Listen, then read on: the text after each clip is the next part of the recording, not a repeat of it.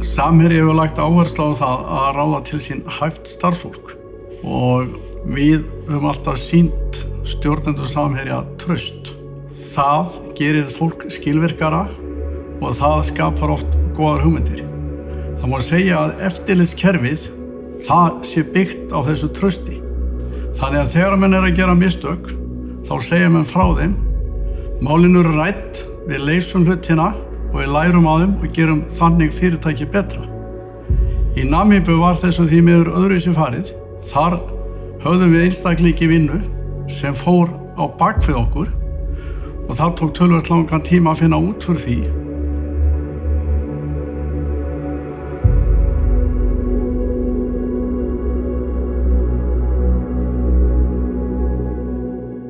Samherji hefur undanfarinn áratug greitt háttsettum stjórnmála og embættismönnum í Namibíu 100 milljóna í þeim tilgangi að komast yfir eftirsóttan kvóta í landinu.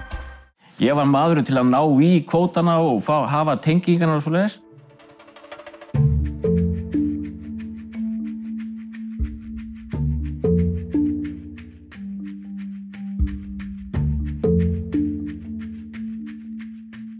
Trúverðugleiki þáttarins var mikill, hann var settur þannig fram að það var ekki óeðlilegt að allir þeir sem á horfðu tryðu því sem fram kom. Ég, þekkjandi þá einstaklinga sem að stýra Samherja og mjög marga starfsmenn, hafði trú á því að það væri kannski ekki allt sem sýndist. Ég hafði miklar efasemdir að allt væri sátt og rétt sem þarna kom fram. Jóhannes Stefánsson hafði stýrt starfsemi Samherja í Namibíu frá árinu 2012. Óreiða einkenndi reksturinn sem reynt var að taka á eftir föngum. Vorið 2016 kom í ljós að Jóhannes virtist ekki hafa neina stjórn á starfseminni. Þá náðu starfsmenn Samherja ekki í hann þrátt fyrir ítrekaðar tilraunir. Eins og tölvupóstsamskipti frá þeim tíma eru glögglega til vitnis um. He will just get out of reach for days and sometimes weeks on, and you just cannot contact him. And it was really strange because, you know, in the beginning that was not how he operated. You could reach him 24/7. And then things started to change from end 2015. Samherji sendi mann til Namibíu til að afla betri upplýsinga reksturinn. Í ljós kom að Jóhannes hafði uppi áform að fara bak við Samherja og hefja rekstur í Namibíu með öðru útgerðarfyrirtæki og nýta sér þau viðskiptasambönd sem félögting Samherja hafði byggt upp í landinu. Ég sagði þeim að ég myndi ofna, ef við förum í eitthvað svona samstarf þá myndi ég opna dyrnar á allir þessu fólki sem að þarf. Það er aldrei margir vilja fá sér einslu sér með ná þess að tengingar.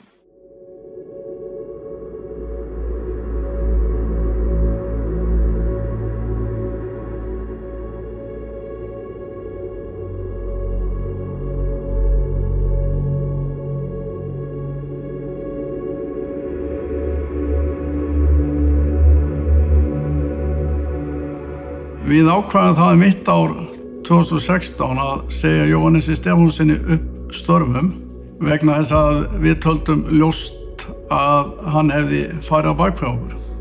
Enda þegar við fórum að skoða reksturinn þá kom í ljós að það var regla í kringum rekstur skipana, þar að segja út á sjó, en því miður var mikil óregla á starfseminni í landi og því utanahaldi sem Jóhannes Stefánsson bara ábyrgð á. Eftir starfslok Jóhannesar fundust ítarleg minnisblöð sem Jóhannes hafði ritað við ýmis tilefni þau ár sem hann stýrði starfsemi Samherja í Namibíu.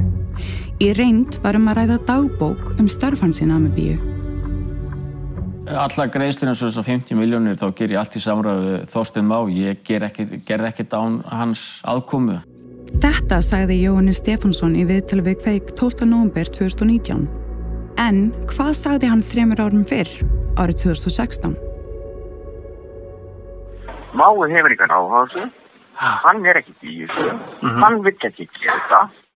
Allir sem ég tala við þeir hefur ekki náldur samir og hefur aldrei með að trúa samir og trúa aldrei hefur ekki gera skapa hlutinni það.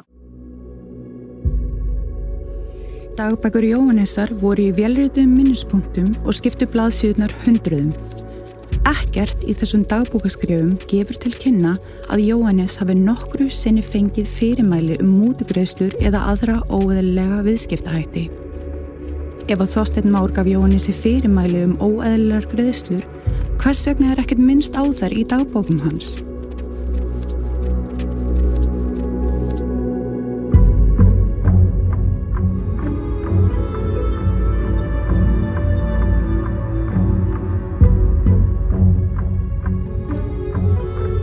Það hafi ekki fundist nein gögn, þetta við erum komin í yfir 1.000.000 skjöl sem búið að skoða, pósta, hólf viðkomandi starfsmanns í hans tölvu og annað slíkt og það ekki að sjá nein þau fyrirmæli frá Íslandi hvernig hann eigi að hegða sér. Það alveg ljóst að fyrrverandi framkvæmdastjóri stýrði starfseminni frá A til Ö. Það var allt og lítil vitneskja það innan yfirstjórnar Samherja hvað var í gangi í Namibíu. Það voru í raun engin svona tæki til staðar sem að gáfu einhver ljós það að væri eitthvað í ólagi. Mái hefur engan áhuga á þessu. Hann ekkert í þessu. Hann vill ekki gera þetta. Jóhannes veit að það ekki til einir tölvupóstar sem sýna fram á fyrirmæli að greiða mútur. Þess vegna segir hann að ég hafi gefið fyrirmælin á annan hátt. Það rangt hjá Jóhannesi Stefánsinni. Ég hef engin slík fyrirmæli gefið.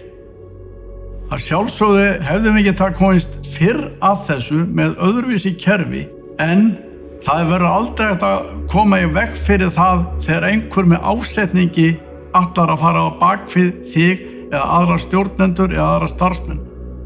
Mistök Samherja að hafa ekki haft betra eftirlit með rekstrinum í Namibíu og þar alveg betri yfirsýn og ég vík mér ekkert undan þeirri ábyrgð sem að ég ber í þeim efnum.